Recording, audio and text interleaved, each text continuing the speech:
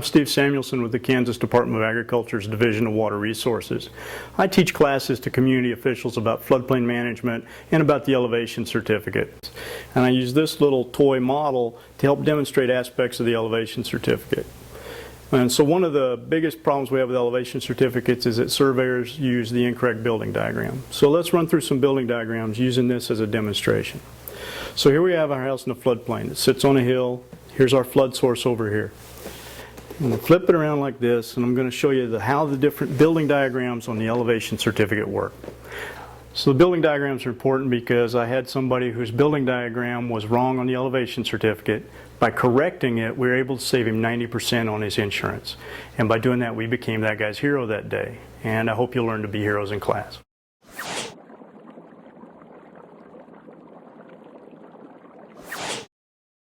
So the first building diagram in section A7 of the form is building diagram 1A. It's a slab on grade house. So let me kind of show you what that looks like.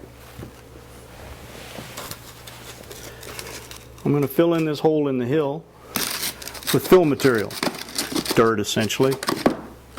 So now we have a hill. And on the top of the hill, so you have level ground on top of this hill.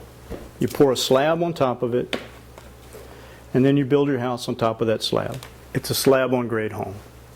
So building diagram 1A is a slab on grade home, just something like that.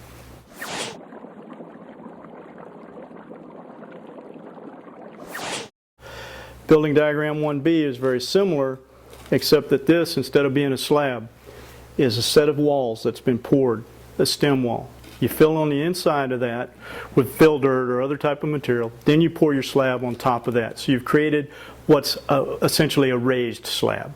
And then now you have this raised slab and you build your house on top of it. That's building diagram 1B. From the road, building diagram 1B looks a little bit like a crawl space with no vents in it. And they have different levels of building diagram 1B. I've seen a building diagram 1B that wasn't much more than a foot high, and I've seen them that were 3 foot high. The 3 foot high ones are usually used for things like warehouse truck loading docks, so that the warehouse loading dock and the tailgate of the semi-truck are at the same level.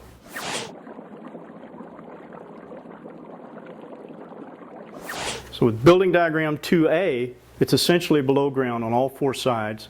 That's what leads me to identify it as a basement. That's what we all call a basement around here anyway. So building diagram 2A has a basement that's below ground on all 4 sides. It's usually a full story, but it doesn't have to be. And then the top of the bottom floor would be here. Top of the next higher floor is there. Building diagram 2B is what we call a walkout basement in the state of Kansas. And what that would essentially look like is, the hill isn't cut away here. The hill is actually, this is all open and there's a door leading outside on this edge.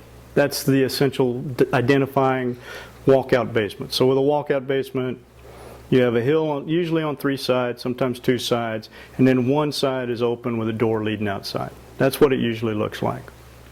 I had one in a beauty parlor that was like 3/4 of the way covered up with a door leading outside. You get different things, but that's what it is.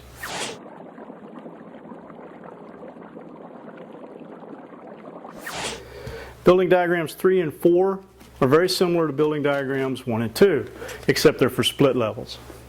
I can't really make a split level with this little toy house. But building diagram 3 is your split level that's at or above grade. Building diagram 4 is your split level that has below grade parts, just like the building diagram 2 basement. So that it's a split level with a basement, or it's a split level that's above grade. That's the difference.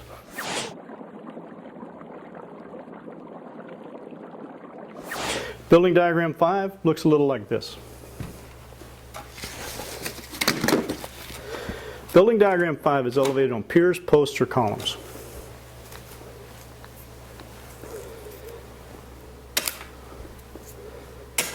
This is how your contractor does it at home, right?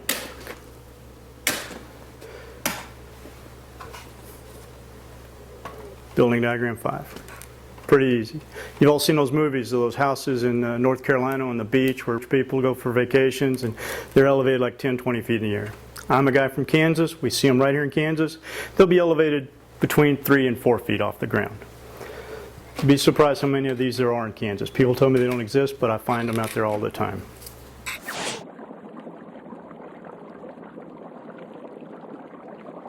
Okay, building diagram 6 is very similar to building diagram 5, except that you have an enclosed area on the inside.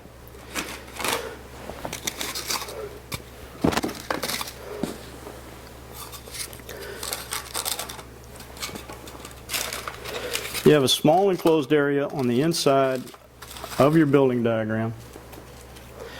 And that small enclosed area is usually used for access to the building. Might have a stairway in it or a small storage area. Something I tell my floodplain managers to look for is flood vents in that enclosed area. So imagine that this part here is like a small room on the inside underneath the house, but you still have all of the posts really supporting the dwelling. That's building diagram 6.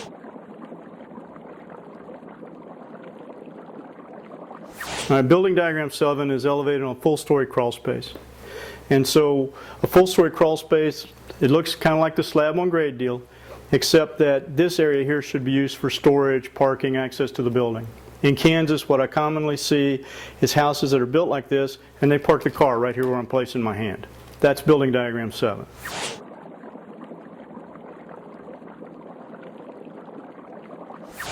Building diagram 8 is also a crawl space in an area that's enclosed below this lowest floor area here.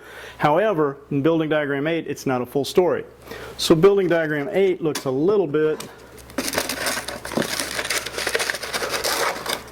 like this. So here we have a crawl space area that's not a full story high. And then you have this area up here on top where the people live. And as it works out with my little toy house, I even have flood openings on the sides in just the right place. Those don't move, so that doesn't always work out with my demonstration, so I want to point it out at this time. So this is building diagram 8.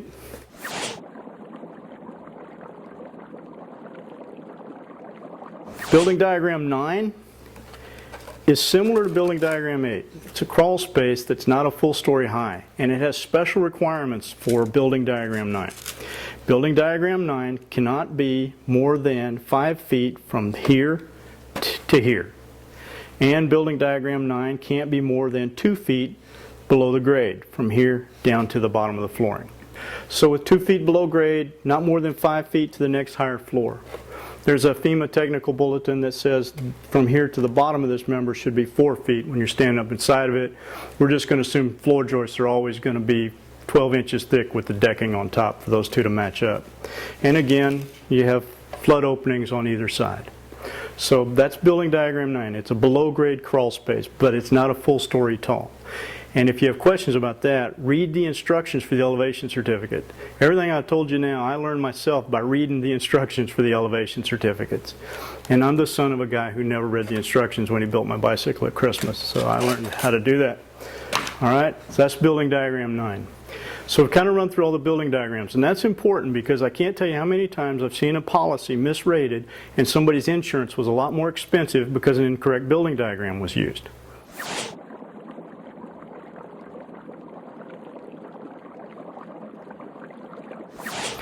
Now, Section B of the elevation certificate deals pretty much with map information, and I don't have any maps here. But continuing to use this model in Section C, we can talk about Section C2 on the elevation certificate and where you would find the top of the bottom floor, the next higher floor, and so on. So for top of the bottom floor, it's going to be right here.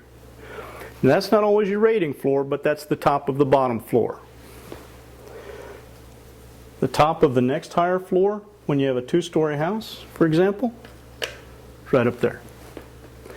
Now, lowest elevation of machinery and equipment. Sometimes you'll have a heat pump outside, but in this case, lowest elevation of machinery and equipment, let's say you have a furnace, hot water heater inside of here. It'd be right down there. With the basement diagrams that I've shown you, that's where I often see the furnace on the pre-firm houses. The furnace is down in the basement. Okay, base flood elevation, that could be anywhere. If this is your base flood elevation, we're going to hope this is a pre-firm house. Now, base flood elevation, we'll let the surveyors calculate that. It's important to know about base flood elevation because you can compare base flood elevation to lowest adjacent grade and highest adjacent grade. And how does that work? Highest adjacent grade Highest adjacent grade is going to be up here at the highest point where the grade is touching the home. So that's your highest adjacent grade right there. Lowest adjacent grade is the lowest point where the dirt's touching the house, which is going to be down there. So that concludes subsection C2 of the elevation certificate and elevation information. And by showing you this, I hope it's brought home some simple ways to recognize parts of the elevation certificate. If you learn how to review and identify problems on an elevation certificate, you will help your citizens and your clients save money. And I'm Steve Samuelson with the Kansas Department of Agriculture.